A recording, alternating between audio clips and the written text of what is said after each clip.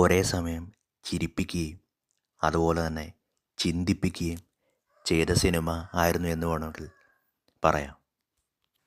സിനിമയുടെ ഫസ്റ്റ് ഹാഫിൽ കോമഡി അതുപോലെ തന്നെ പൊളിറ്റിക്സിനും പ്രാധാന്യം നൽകിയിട്ടുണ്ട്.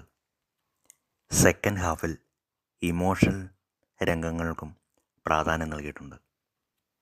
തെയ്യത്തിൻ്റെ കുറേ സീൻസൊക്കെ കാണിക്കുന്നുണ്ട് ഫസ്റ്റ് ഹാഫിൽ.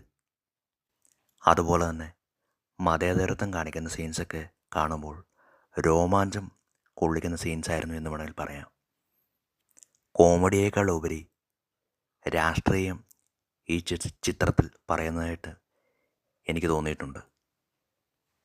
വർഷങ്ങൾക്ക് ശേഷം എന്ന സിനിമയിൽ നിവിൻ പോളിയുടെ ഒരു സാമ്പിൾ തിരിച്ചു വരുമായിരുന്നെങ്കിൽ ഈ സിനിമയിൽ ഒരു മുഴുനീള തിരിച്ചുവരവ് എന്ന് വേണമെങ്കിൽ പറയാം.